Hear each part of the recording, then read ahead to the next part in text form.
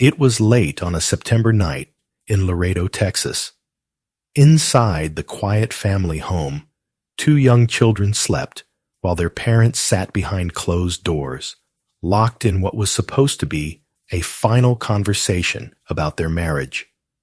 Hours later, emergency sirens pierced the silence, rushing toward the house. Paramedics would find a young mother fighting for her life, while her husband gave a story that raised more questions than answers. What happened inside that bedroom would unravel a tale of betrayal, deception, and a death that investigators struggled to explain. Maria Muñoz was born on January 25, 1989, in Puerto Rico. She was one of three children of Marisol Rodriguez and Jorge Luis Munoz. And her early years were shaped by a home that was noisy, full of energy, but also filled with love, care, and unwavering support. Those who knew the family described the household as one of warmth and unity. But Maria's life changed dramatically as she approached adulthood. Around the same time, she lost her mother, Marisol. She also met Joel, the man who would become her husband. The timing meant that Maria, while still very young, stepped into a new role, not just as a partner in a new relationship, but as the woman of the household for her siblings, helping guide and support them through their grief. Her relationship with Joel began in Puerto Rico at a nursing school where both were students.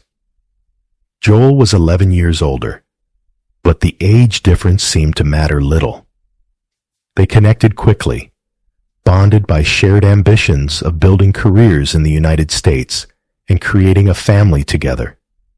Their love story moved fast. They decided to marry and soon welcomed two sons into their lives. Seeking new opportunities, they relocated to Laredo, Texas, a city perched along the Mexican border. It was there that Joel secured a prestigious position as a nurse anesthetist. His work was demanding. He was responsible for preparing patients for surgery, administering anesthesia, and monitoring vital signs during delicate operations. It was a role that required not only technical skill, but also stamina, discipline, and focus.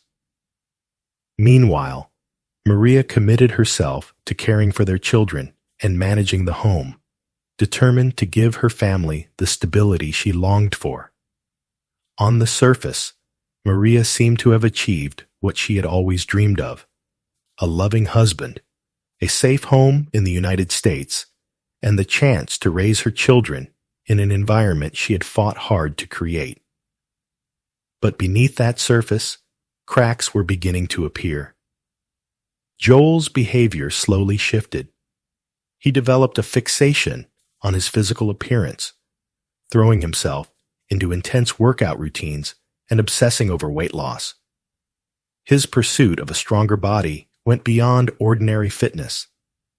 He began using steroids to accelerate his progress. As his body changed, so did his behavior. His social media presence transformed. He erased family photos and began showcasing his muscular physique, his sports car, and a lifestyle that seemed increasingly self-centered.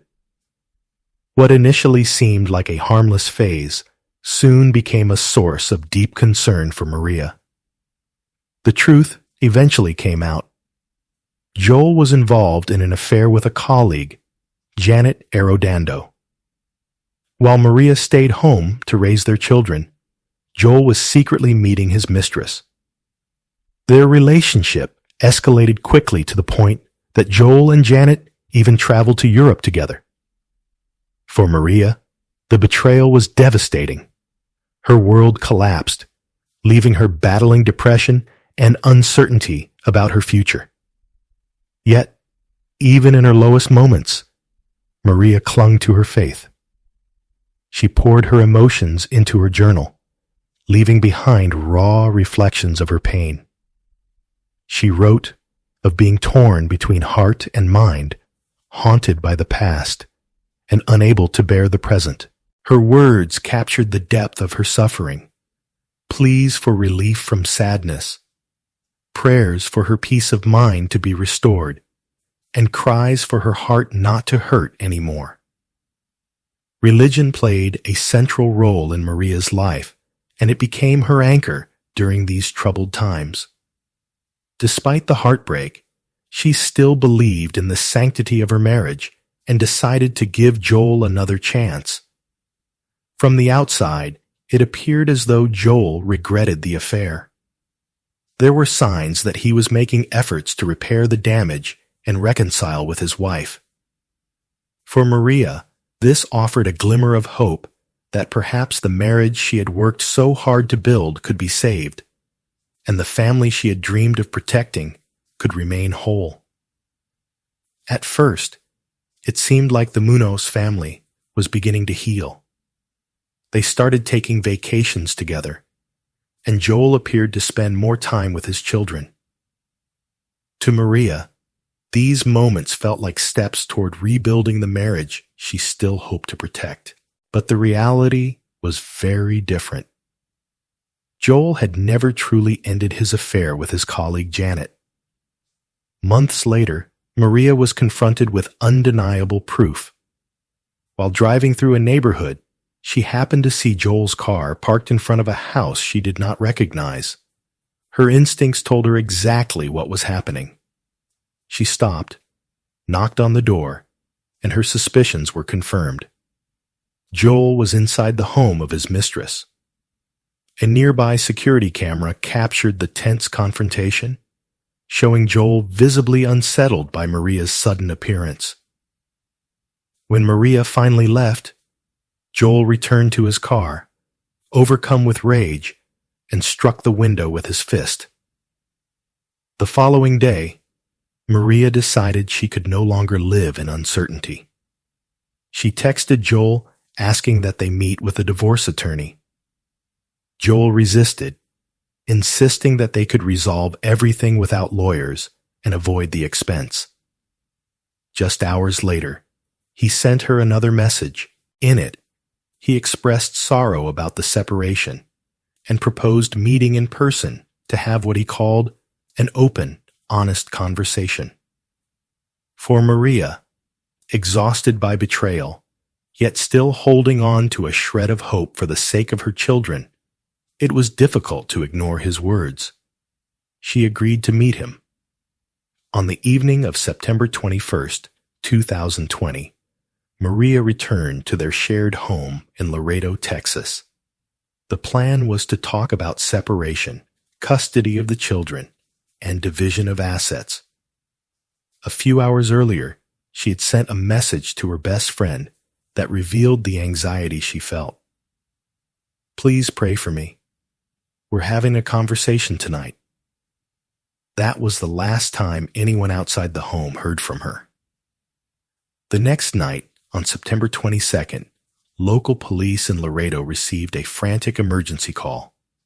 On the other end was Joel, sounding desperate, reporting that his wife may have taken too many pills. When first responders arrived, paramedics immediately tried to save Maria's life. Joel told them that the couple had been intimate earlier that evening, but later he found her unconscious on the bedroom floor. He speculated that she had overdosed on medication. But as the paramedics worked, details about the scene raised questions. The medication Joel mentioned was not prescribed to Maria at all. It was prescribed to him. The packaging was not found near her body.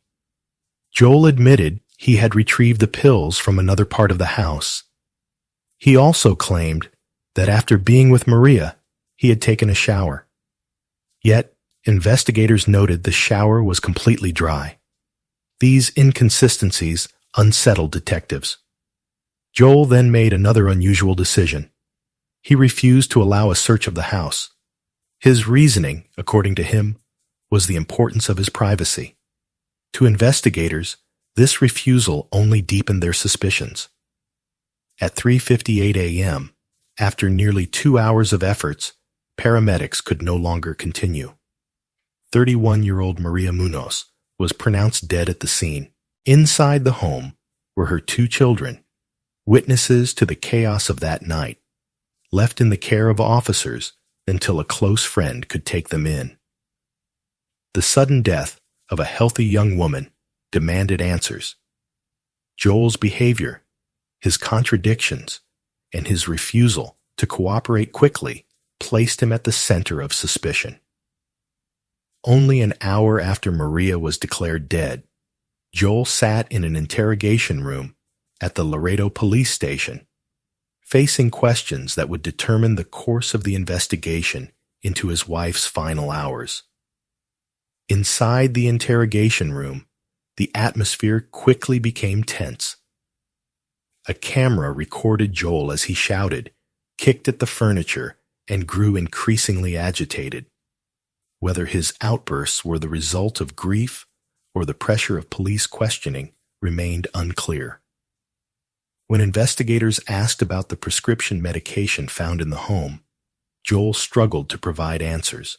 He could not recall how many clonazepam pills had originally been in the bottle, or how many Maria might have taken. His explanation shifted from one version to another, raising even more doubts. During questioning, detectives turned their focus to the state of his marriage. At first evasive, Joel eventually admitted that he had been involved in an affair with a colleague, Janet. Within hours, Janet herself was summoned to the station.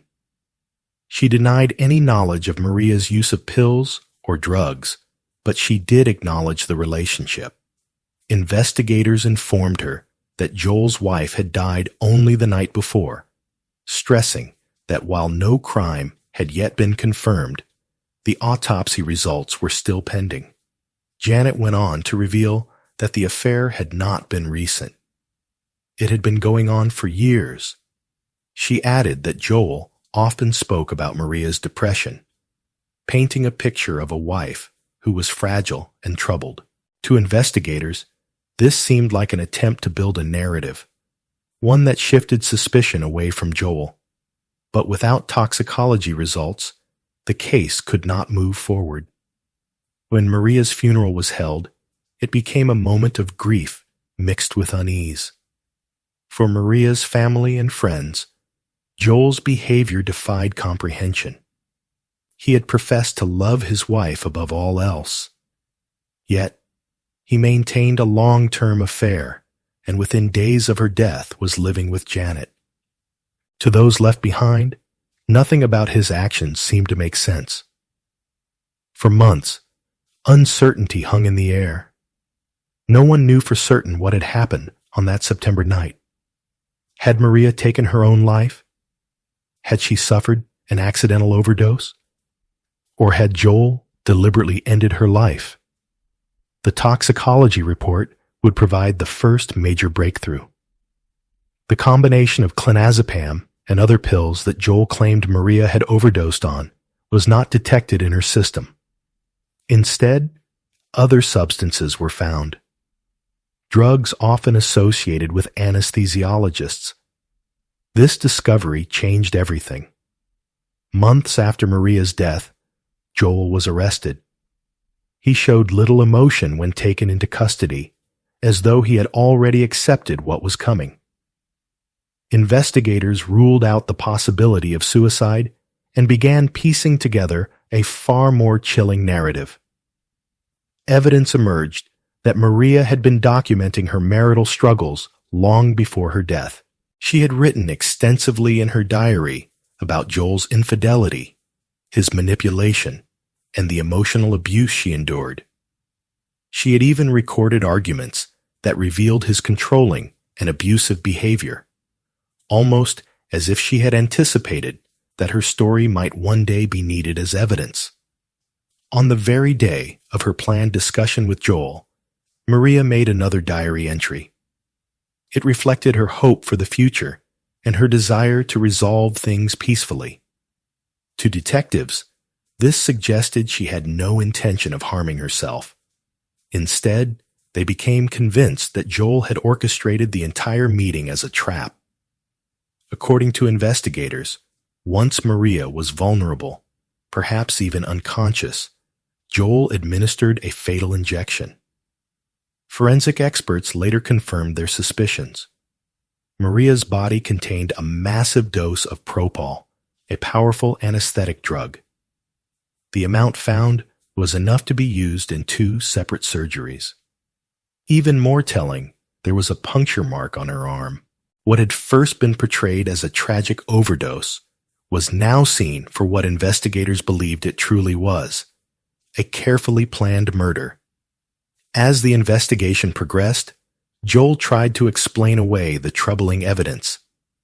He insisted that the needle marks found on Maria's body were actually his own, claiming they came from steroid injections.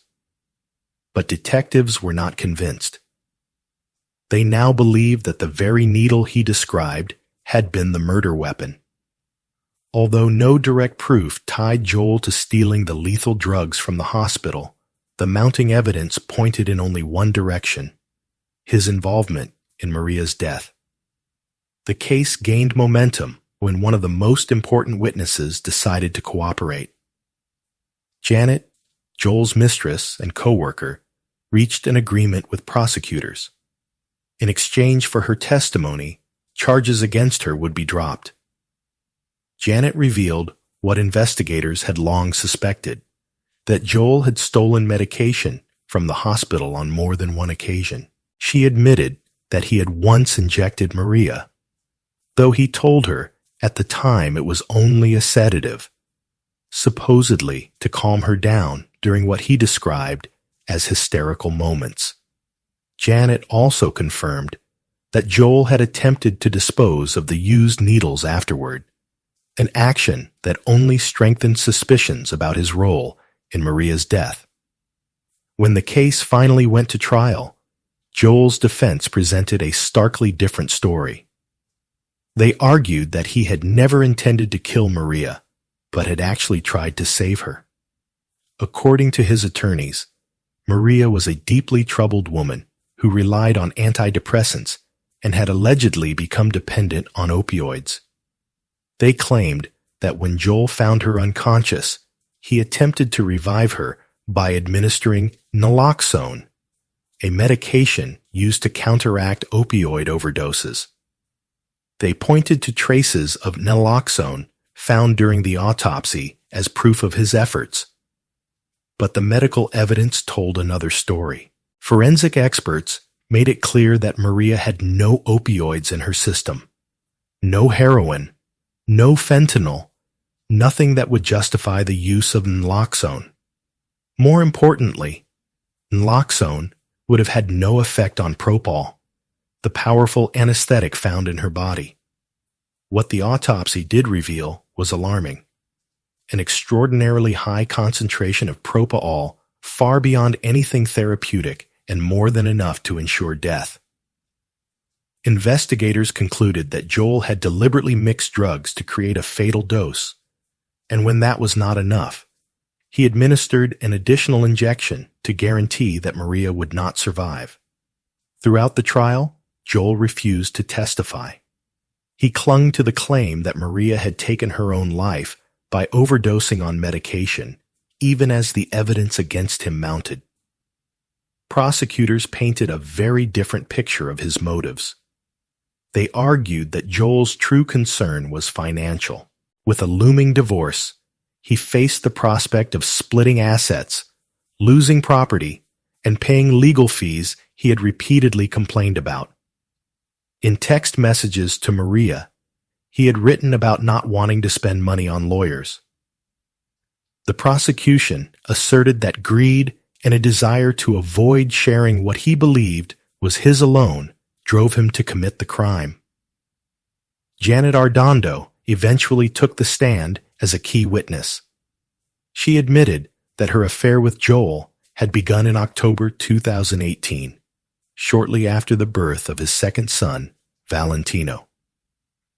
She knew he was married, but nonetheless joined him on lavish vacations across Spain, Greece, and France in 2019. Though they spoke at times about marriage, she claimed they never made concrete plans. On the night Maria died, Janet testified that she had been at home. The next morning, at 6 a.m., Laredo police contacted her to inform her of Maria's death. By that time, Joel had already moved in with her. Janet's testimony revealed even more disturbing details. She told the court that after learning Maria had died, Joel asked her to delete surveillance footage from her home covering the night of September 21st to 22nd. She also admitted to storing anesthetic drugs at her home, drugs provided by Joel, which they both used recreationally. She recounted how they sometimes injected each other with these substances, a chilling reminder of how casually they treated drugs designed for surgery. Perhaps the most damning detail came when Janet testified about a conversation she had with Joel while driving past a sewage area. She asked him if that was where he had discarded the IV catheter and vial from the night Maria died. His reply was vague, but he remarked that doing so would have been a good idea. As the trial moved forward, the court began to hear from experts who carefully pieced together Maria's final months. Medical examiner investigator Sable Miller described her review of Maria's journals. In her analysis, Maria came across as a woman who was deeply sad, but also determined to make changes. Miller emphasized that nowhere in those pages did Maria express suicidal thoughts. Instead, her writing reflected a woman holding on to hope, trying to move forward despite her pain. Joel, however, insisted that his wife had been suicidal, a claim no one else supported. His defense attorney pointed to journal entries where Maria wrote of her anguish over Joel's long affair with Janet. In one passage, Maria expressed her confusion over why Joel needed 2 months to end the relationship. Another entry, written just weeks before her death, spoke of 2 years of heartbreak and how things had only grown worse. One entry stood out in particular. Dated April 18th, it detailed an argument where Joel called her crazy and accused her of wanting his money. Maria's response was telling. She wrote that she would never take anything for herself, that everything would go to her children. She promised to work for what she needed to survive. The medical examiner provided the most critical testimony. She concluded that Maria, a healthy 31-year-old woman, died from mixed drug intoxication. She classified the manner of death as undetermined, but made it clear there was no evidence to suggest suicide. After reviewing the journals, speaking with family members, and examining the body, she explained it was highly unlikely that Maria had administered the drugs herself. Supporting this conclusion, a forensic toxicologist presented the toxicology results. Maria's system contained high concentrations of multiple drugs, powerful substances used in hospitals for sedation, pain relief, and dissociation. He added that Maria had a large puncture wound on her arm, consistent with the type of needle used in intravenous lines. He explained the difficulty of inserting an IV into oneself, especially for someone right-handed like Maria. There were no track marks, no signs of prior drug use, and no history of addiction.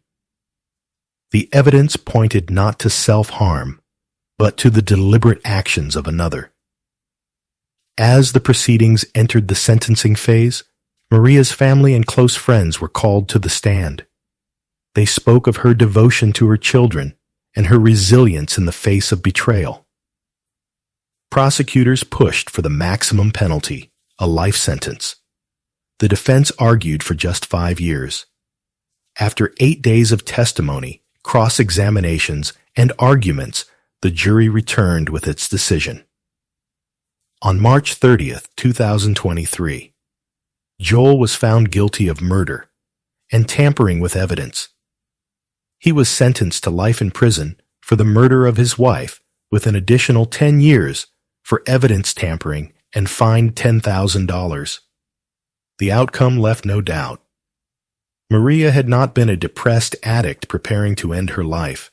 She had been a woman who, despite heartbreak, was planning to move on, determined to provide for her two sons.